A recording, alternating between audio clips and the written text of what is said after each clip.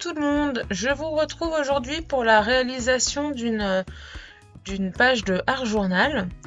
Donc vous allez voir là, je prépare ma mise en page. Donc pareil, ces derniers temps, j'aime beaucoup utiliser mes tampons directement sur mon support.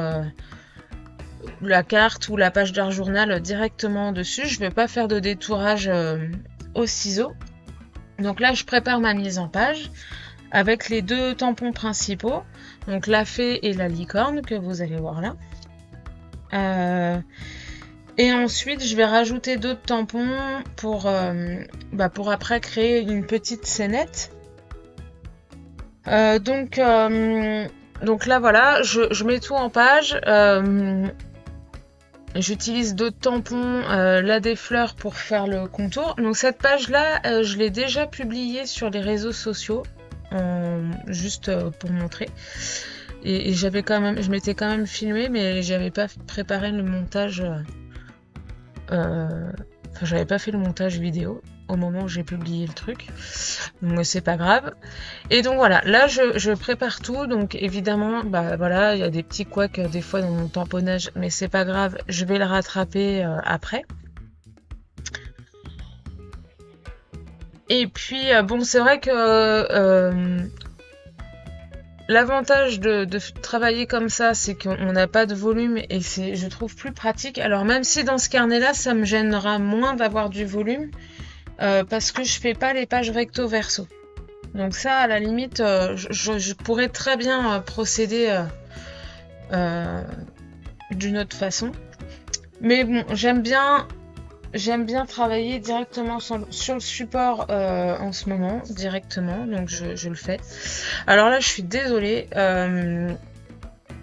Quand je me suis filmée, j'ai du mal à bien positionner mon téléphone parce que bon, je me filme avec mon téléphone et là, vous voyez, j'ai ma tête qui gêne tout le temps. Donc il y a des parties de la mise en couleur que vous allez pas voir.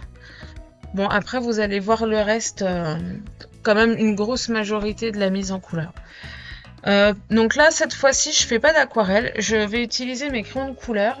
Donc c'est les Artix, qui sont très très bien. Enfin, moi j'avais acheté, c'était Laureline qui les avait présentés sur une de ses vidéos.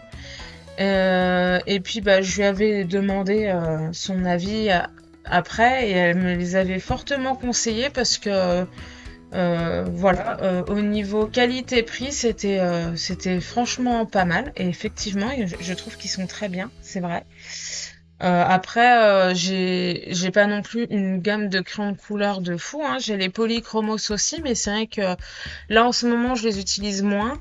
Pas parce que j'ai pas envie. En fait, je les ai prêtés à mon conjoint, donc elles sont plus dans son bureau et j'ai la flemme d'aller les récupérer.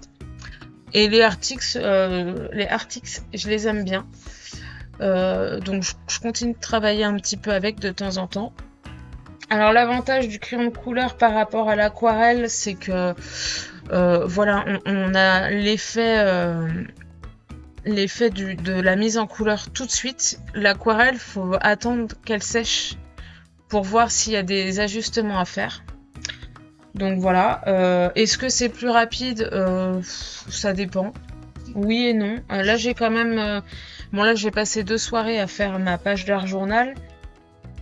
Après c'est pas parce que c'était trop long, c'est que parfois voilà, quand je sens que j'hésite un peu trop sur les couleurs ou quand je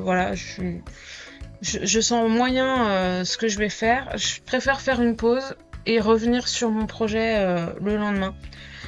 Entre-temps, j'ai d'autres idées qui me viennent. Entre-temps, je vais chercher éventuellement des idées surtout au niveau des couleurs que je vais choisir, hein, c'est surtout ça le truc. Donc voilà, je m'accorde ce genre de choses pour éviter de faire des bêtises. En plus là, je travaille directement sur un carnet, donc c'est toujours un peu dommage quand on travaille sur carnet. Ce qui m'embête, c'est d'avoir peur de foirer ma page, et forcément ça amène enfin, pour moi, ça peut amener un problème, c'est-à-dire que voilà, on a une page ratée dans son carnet, puis après, on a presque plus envie de l'utiliser, donc bon, bon, après, ça arrive, hein, et puis c'est pas grave non plus de rater, ça permet aussi d'apprendre. Donc ça, voilà, mais ça, c'est chacun voit comme il veut. Donc voilà, alors là, ce que vous n'avez pas vu en mise en couleur, c'est les ailes. Donc les ailes, j'ai utilisé 3 bleus. Et donc vous voyez, la plupart du temps, j'utilise 2 à 3 couleurs pour faire les dégradés.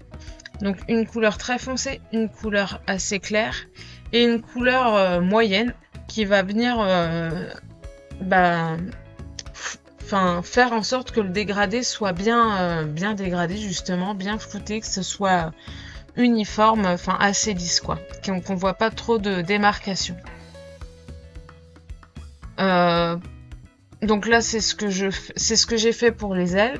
J'ai procédé de la même manière pour les ailes que ce que je suis en train de faire pour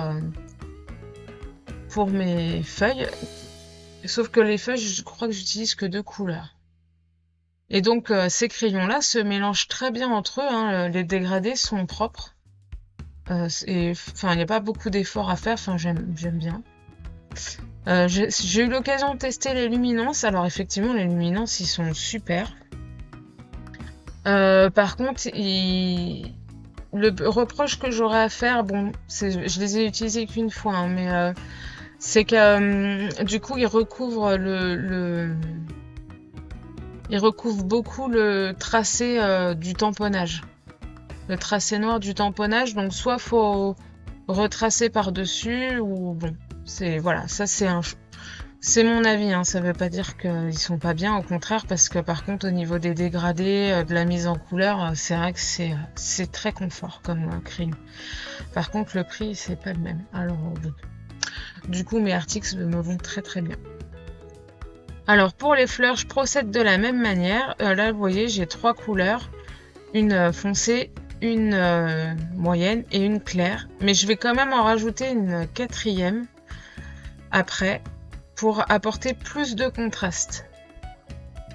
Donc une 4e couleur beaucoup plus foncée. Vous allez voir après parce que je l'ajoute une fois que ma fleur est finie, je crois. Ou quand j'entame la 2e, je sais plus. Ah bah non, je le fais maintenant. Voilà. Donc ça, c'était vraiment la couleur en plus pour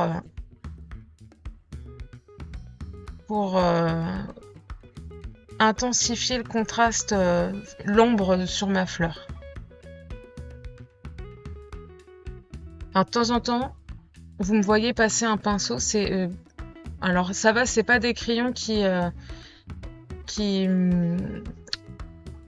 mettre trop de résidus sur mon papier, mais de temps en temps j'aime bien passer un petit coup de pinceau pour être sûr qu'il n'y en ait pas à rester sur le papier et qui pourrait me faire faire des bêtises sur ma mise en couleur.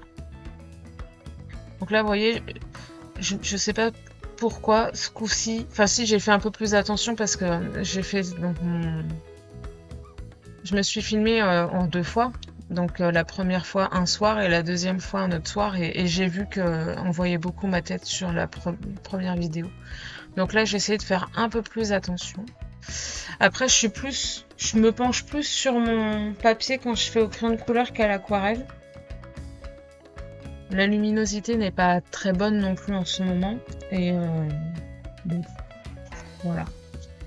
Donc là j'ai essayé de faire un peu plus attention pour qu'on voit un petit peu mieux la mise en couleur, mais j'ai bien cru que j'allais pas faire de vidéo pour cette page là. Alors pour garder une certaine harmonie dans les couleurs, j'essaie de pas trop en mettre. Donc là il y a le vert et le rose pour les fleurs et les feuillages. Donc vous voyez, même sur ma fée je vais utiliser le rose et le vert. Et ensuite, je vais utiliser une autre couleur, une 3e couleur, pour la robe et la crinière de la licorne, et la robe de la fée. Et la licorne, donc je voulais la garder blanche, mais Le blanc n'est jamais très blanc pour qu'on puisse voir les volumes, donc je vais utiliser du gris. Mais le gris étant une couleur neutre, ça passe très très bien.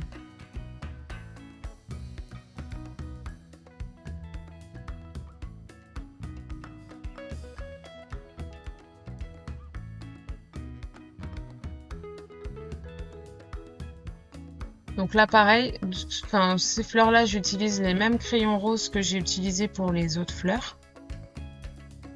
Pour vraiment garder les mêmes coloris. Je voulais pas mettre... Alors j'adore, hein, moi, quand il y a beaucoup de couleurs, ça me dérange pas. Mais je sais qu'il faut pas trop en utiliser parce que ça peut vite faire fouillis. Normalement, quand on fait quelque chose, une création, enfin, il faut utiliser le noir, le blanc, qui sont pas considérés comme des couleurs. Et ensuite, il faudrait pas utiliser plus de 3 couleurs. Alors après, ça c'est une théorie. Là, vous allez voir sur ma page, je vais avoir des camailleux de couleurs, mais on va être sur plus que 3 couleurs, puisque il y a le vert pour tout ce qui est végétaux, le bleu pour les ailes de la fée et le ciel que je vais faire après, le rose pour les fleurs, et puis l'effet doré, et puis marron pour la robe de la fée et la crinière de la licorne, et puis le marron beige pour le chemin que je vais redessiner après.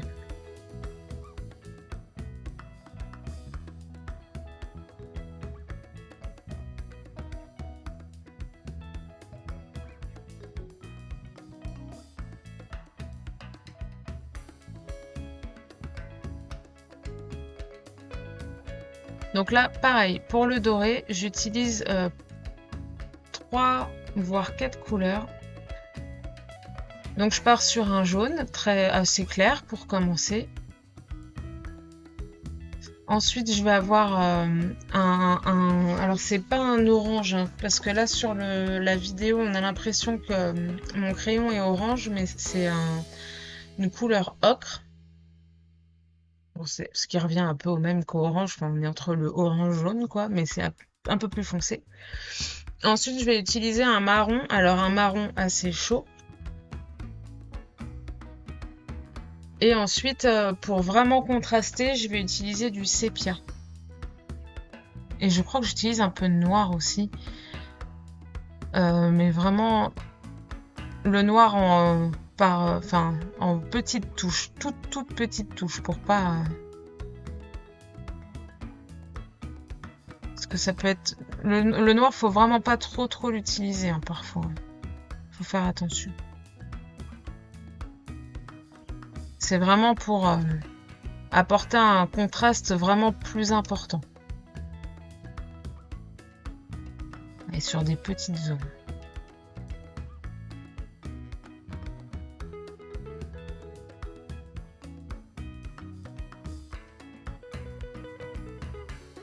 Alors, un peu comme pour l'aquarelle, quand je fais mes mises en couleur au crayon couleur, au départ, j'applique tout doux mon crayon de couleur. Et puis après, quand je suis sûre de moi là et que je vais pas avoir à gommer ou quoi aux caisses, là j'y vais un peu plus franco sur mon crayon de couleur. Mais je fais toujours tranquillement, indirectement, je teste un petit peu, voir ce que ça donne. Et je me laisse la possibilité de revenir en arrière. Là, vous voyez, c'est ce que je fais avec la licorne. Déjà, je commence par le plus clair. Ensuite, le moyen, le foncé. En général, je reviens sur le moyen après. Et le plus clair pour terminer.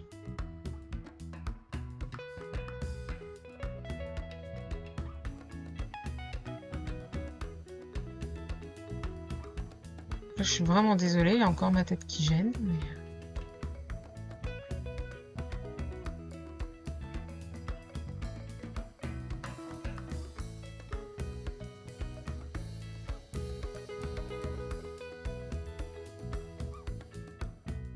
Alors le noir, je l'utilise là aussi, mais comme c'est des crayons à la cire, ça se mélange bien et le noir ne paraît pas noir et enfin, ça fonce vraiment le marron.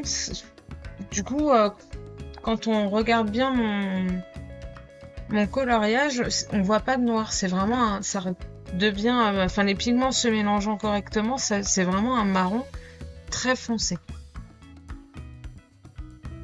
Parce que c'est pareil, le noir, j'appuie pas dessus très fort. Je pose juste un peu de pigment pour foncer et pour que ça se mélange avec le marron.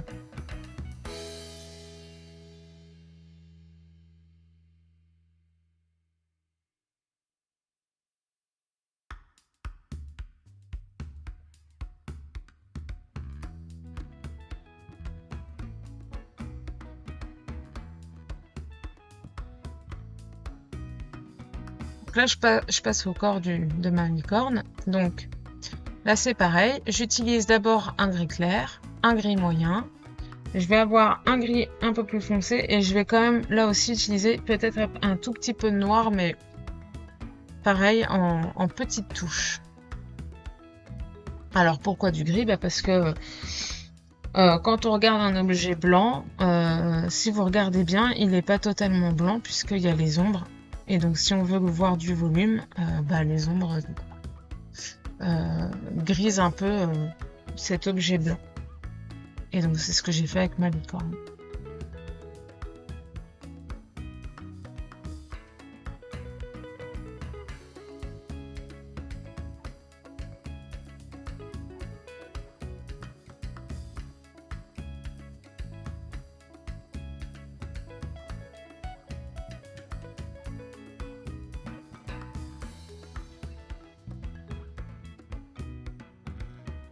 Alors là, vous me voyez, j'ai aussi une super gomme.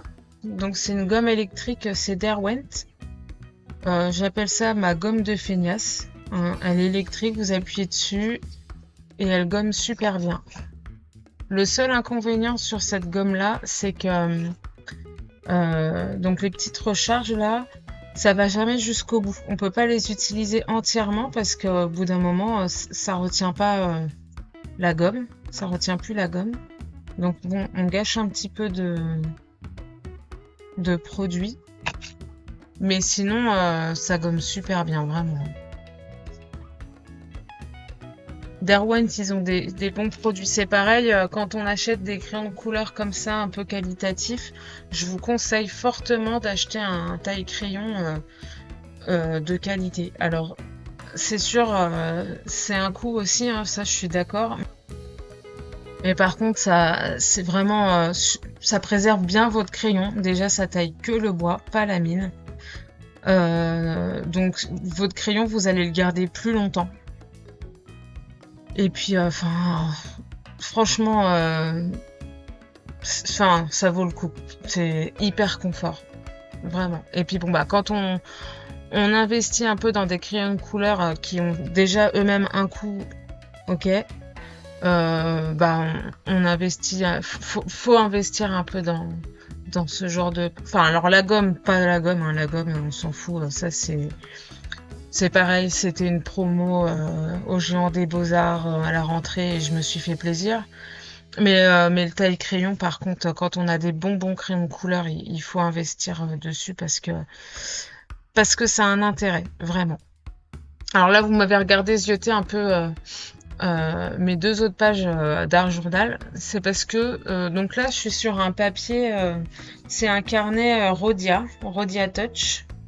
Alors, comme je l'ai acheté il y a très longtemps, je sais, c'est l'équivalent d'un Bristol, je pense, ou d'un Pantone Mix Media. Donc je pense, que ça doit être du 160 grammes par mètre carré en papier. C'est quand même assez léger. Et je voulais voir si j'allais faire mon fond à l'aquarelle. Donc je regardais si mes autres pages, je les avais fait à l'aquarelle. Donc la première, effectivement, j'avais utilisé des Neocolor 2, mais du coup, j'avais pas blindé d'eau. J'avais mixé Neocolor 2 et crayon de couleur. La page d'après, ben, je crois que j'avais fait que au crayon de couleur. Ouais, j'avais fait que au crayon de couleur. Après, j'avais rajouté des paillettes et compagnie. Mais j'avais pas fait à l'aquarelle. Donc là, je me suis dit, je vais pas tenter l'aquarelle parce que c'est un peu risqué. Ça va bousiller ma page. Ce serait un petit peu dommage arriver là. Donc, je fais vite fait un petit dessin avec mon crayon à papier pour faire enfin délimiter le chemin en fait qui va faire mon paysage, mon arrière-plan. Et là, je vous avoue qu'à ce moment-là, je suis partie dans... Enfin, j'ai un peu hésité et puis je suis partie dans un truc où je me suis dit, tiens, je vais faire l'effet herbe en faisant avec au crayon de couleur, en faisant les petits traits pour faire l'herbe. Donc j'ai commencé avec une couleur claire. Là, je fais une partie, je vous ai pas tout montré, mais je fais la même chose avec une partie foncée. Il y a quand même un moment donné, je me suis demandé si si c'était une bonne idée en fait. J'ai un peu regretté au départ. Je me suis dit bon bah de toute façon maintenant j'ai commencé, il faut que je termine. Donc voilà. Là j'en ai un petit peu marre de l'étape de l'herbe, donc je passe au chemin. Donc là c'est pareil, on est sur, enfin je veux donner ce côté chemin un peu de terre. Donc je pars sur des couleurs un peu beige, marron. Je mélange tout, j'oublie pas les ombres de mes deux personnages principaux. Je trouve que c'est un peu trop lisse, alors je pars dans l'idée de faire un effet, vous savez, vieille pierre, enfin chemin en pierre. Donc je fais des espèces de marques. Là c'est pareil, je me dis mais pourquoi je me suis embarquée là-dedans? Donc vous voyez, je m'y reprends un petit peu, je gomme, j'essaye de faire en sorte que mes pavés de chemin ressemblent à quelque chose. Enfin, il y a, ouais, cette étape-là du chemin et de l'herbe, enfin, ouais, c'était pas super top. Enfin, il y a un moment donné, je m'étais dit que j'avais un peu foiré ma page. Bon, après, tout est rattrapable, hein. Donc là, je trouve que l'herbe, c'est pas super top, donc j'essaye de peaufiner le truc. Je repasse une couleur intermédiaire, donc j'avais utilisé une couleur très claire, une couleur plus foncée. Là, je passe une couleur intermédiaire pour essayer de lisser un peu tout ça. Et bon, ça me convient un peu mieux. Le chemin, voilà, j'ai remis un peu de couleur pour lisser un peu tout ça, donc pareil, ça me convient un peu mieux. Je passe au ciel. Alors le ciel, c'est pareil, je l'avais déjà fait un petit peu avant, mais qu'avec du bleu très clair, j'y vais tout doux, tout doux. Je passe vraiment mon crayon sans forcer, parce que je veux pas que ce soit trop marqué. Voilà, le ciel il va être là, mais je veux pas que ce soit hyper imposant. Et alors, comme les tampons haut de ball avec les personnages qui ont l'air toujours un peu blasés, moi j'adore, je les trouve trop fandards. J'utilise un titre, Au pays des merveilles. Je trouve que ouais, ça allait plutôt pas mal. Ça contraste bien avec mes personnages. Et puis là, vous me voyez, alors ça c'est la meilleure, c'est l'étape que j'aime le plus aussi, d'enlever le scotch de masquage pour voir ce que ça donne vraiment en rendu. Bon, avec l'herbe, je trouve qu'on voit pas trop bien mes feuillages, donc j'intensifie un petit peu le contraste. Donc là, je vais utiliser un vert et je crois même un bleu indigo pour vraiment foncer mes feuilles au niveau du bas de mes feuilles principalement, que je remélange avec du vert, donc ça se mélange très très bien. On voit pas le bleu, hein. J'avais oublié aussi de colorier le cœur de mes fleurs qui sont à gauche. Donc je le fais en jaune. Et puis voilà, je m'arrête là. Je mets pas de paillettes cette fois-ci. J'avais pas envie. Je trouvais que la page, voilà, ça suffisait. Il y avait assez de couleurs. Bah, d'ailleurs, vous voyez là les photos, je vous les laisse comme ça. Voilà, je trouve que ça suffit. On a un premier plan avec les fleurs, on a un second plan avec la fée et puis ensuite la licorne et le chemin au fond. Donc voilà, ça me va très très bien. Le titre, il est là, il est pas trop gros, donc ça me va aussi très très bien. Et puis j'étais contente parce que voilà, cette petite fée, elle me plaisait beaucoup. Vraiment, vraiment beaucoup. Et j'avais très envie de la mettre en couleur, donc c'est chose faite. Donc j'espère que cette petite vidéo vous a plu. N'hésitez pas à mettre un petit commentaire si vous avez envie, à mettre un petit pouce aussi, ça fait toujours plaisir. Et puis à vous abonner si c'est pas déjà fait. Je vous retrouve plus tard, pareil pour des mises en couleur. Et puis après, on commencera gentiment à préparer Noël. Donc voilà. Allez, bye bye, à bientôt.